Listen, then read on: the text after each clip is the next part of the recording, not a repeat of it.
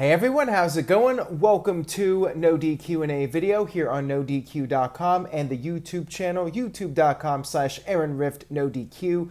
Before I get started with your questions, I would like to give a shout out to Adrian. Yo Adrian, you did it! You are once again the NoDQ Super Chat champion, and shout out to Robert Hansen who did challenge Adrian on the last YouTube premiere. If you would like to be the Super Chat champion for the YouTube premiere of this episode, leave the single biggest Super Chat. If yours is the biggest, you will be the next NoDQ Super Chat champion. With that being said, let's get down to your questions. This question comes from Mr. Christopher Yuck. He asks, should Andy Kaufman be inducted into the WWE Hall of Fame? Yes, 100%. As far as I'm concerned, the angle with Kaufman and Jerry Lawler was one of the biggest celebrity angles in wrestling, and certainly the biggest celebrity angle that wasn't from a major promotion, whether it was WWE or WCW with the Karl Malone and Dennis Rodman stuff.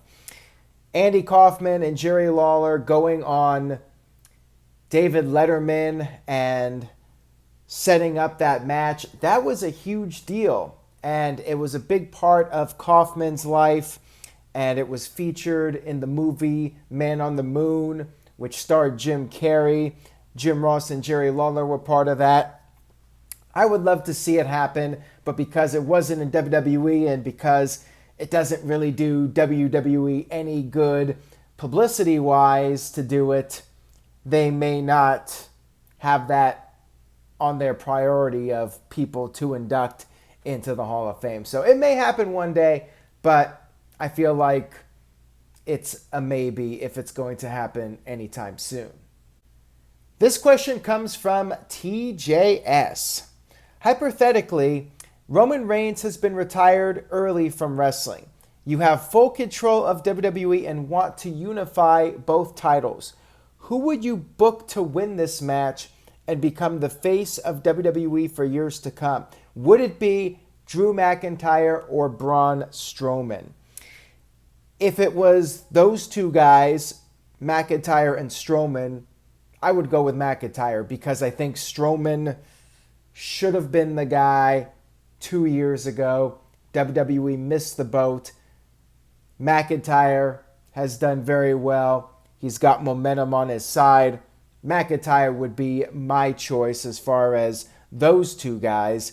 Now, I would consider other people for that top spot, like Keith Lee. He would be, in my opinion, a top choice to come in there and win one of the titles and then face the other champion. Maybe he beats Strowman and then faces McIntyre and wins it. I'd love to see somebody new come in and be the unified champion on both brands. Keith Lee would be a great choice. Maybe Karrion Kross down the line. We'll have to see how he progresses. But right now, it would be McIntyre, with Keith Lee being my second choice over Strowman. This question comes from Daza, 20,006. Why did WWE not build the company around Chris Jericho, Undertaker, Kane, or Triple H after Steve Austin had his last match in 2003 when The Rock left? Triple H, the company was not built around him in 2003. Were we watching the same product? Because Triple H was everywhere. Triple H would have been the main event on Smackdown, except he did not want to work on Tuesdays, according to Paul Heyman. Yeah, the company was very much built around Triple H during that period in Evolution. Chris Jericho, he had his push in 2002, but WWE was never serious about pushing Jericho in the top spot. For whatever reason, WWE did not see Jericho at that level, at the same level as Steve Austin or The Rock. Undertaker was always pushed towards the top, but by that point, I think WWE was looking towards young blood other than Triple H. And same thing with Kane. Kane had done the comedy, and WWE did kind of reboot Kane when he lost the mask and he did get a renewed push. But again, he wasn't going to be built as the face of the company. Triple H was the guy at the time until they could start building up newer talent. Brock Lesnar was obviously being built as the top guy on Smackdown as much as they could until he left. This question comes from Crom Crayware. He says, what happened to the Smackdown hacker? He's on Monday Night Raw. He just made his return to action, Mustafa Ali. Seriously, I think WWE just gave up on it. Now, why did WWE give up on it? Could it be the writers just could not figure out who they wanted in that role? Possible. Could it be the pandemic made the writers and Vince lose interest in the project? Could be. I think it could be several factors. I feel like with the fans not being part of the shows, that was probably the biggest factor. Although if it was going to be Mustafa Ali or Shorty G, I think it would have gotten a very negative reaction. If anything, maybe it would have been better to reveal one of those two when there were no fans so you would not have the people crap on it. I think it would have been cool if WWE brought somebody new in to be the hacker. It just didn't pan out, and I think it's a disappointment because people are actually getting invested in it, which is funny to me because WWE seems to disappoint with these angles so often. Yet with the hacker, people were actually thinking, well, maybe this will be something big. Maybe we'll get a debut. Somebody from NXT or somebody from the Indies will come in and make this huge impact right off the bat. But nope, pretty much an afterthought now. It's over and done with. So, yeah, sucks, but not surprising. Scott Ward sends in a question. If you could only watch one wrestling documentary for the rest of your life, which one would you choose and why? Well, I think I would choose the longest one just so I would not go completely out of my mind with boredom watching the same documentary over and over again. If we're just talking about in terms of quality, I really liked the ECW documentary from 2003, 2004, which basically got the ball rolling for the One Night Stand pay-per-view because it sold so well. I remember Ric Flair's documentary being pretty good, so that one would be up there. Undertaker's, because of the length of it, the 5 or 6-parter, because they added the extra 30 minutes of stories. So that's a lot of time. Go back and watch that. That was fun to watch. But I do like the documentaries where you had the actual documentary and then the matches. Are we including the matches? Because you did not specify if it was just a specific documentary or if it was a documentary plus matches, like a DVD set. But yeah, I would go with the longest one that had the most interesting story and had the most non-WWE spin on it also. That's something else to consider. Like, do I really want to watch a documentary where it's just WWE putting their own spin on it and not really giving us the true story? You know, I might go with Wrestling with Shadows if I was just going to go with a very real documentary that wasn't produced by WWE and doesn't have their spin on everything. This question comes from Eric Cruz. He asks, how would you craft a John Cena heel turn if he were to return for a full year? I would focus on him obsessing over breaking the championship record.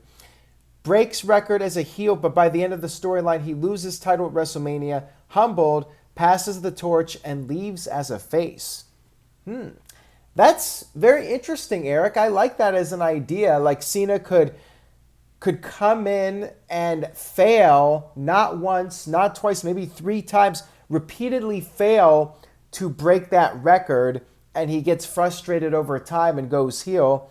The thing is, though, like, I feel John Cena's character would, as he says, never give up. And I don't even know if people would buy into it because John Cena is a legend and he's always stuck to his guns. So would he really lose his cool at this point? You know, he could have that midlife crisis. We with good writing, you could make it work, but I don't know if I would trust that WWE could make it work. Maybe if John Cena really believed it, it could work.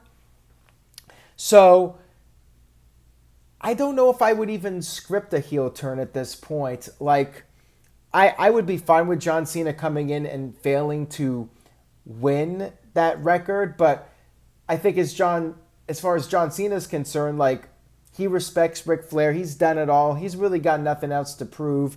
So why would he get so bent out of shape about a number? Like, I don't think his character would really be bothered by it. I mean, quite frankly, John Cena's character over the years, he always seemed to not really get bothered by things. So why would this be any different? I would find it to be a hard sell, but with strong enough writing, and if John Cena was convincing enough and believed in the role enough, they could potentially make it work. But that's a big maybe. One more question here from Rollins versus Styles. Again, please. When it comes to pure wrestling and athleticism, who should be WWE Champion who hasn't been already? I would say Cesaro. He has the capability of having a great match with anyone on the roster.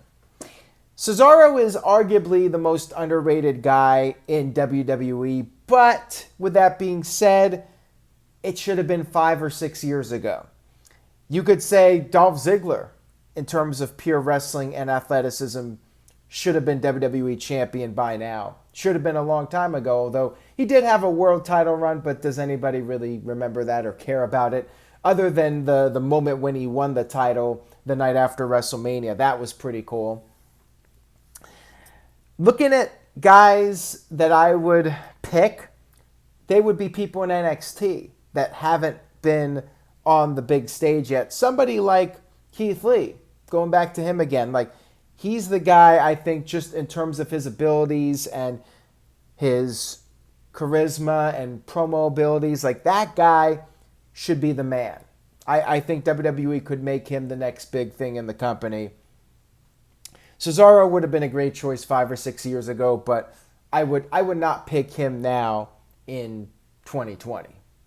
That will wrap things up for this edition of NoDQ&A video. Thank you all so much for watching and continuing to support NoDQ.com. If you liked the video, give it a like, subscribe if you haven't already, turn on notifications so you get updated as to when the new videos are up, and stay tuned to NoDQ.com for the very latest news and rumors. I will see you guys next time.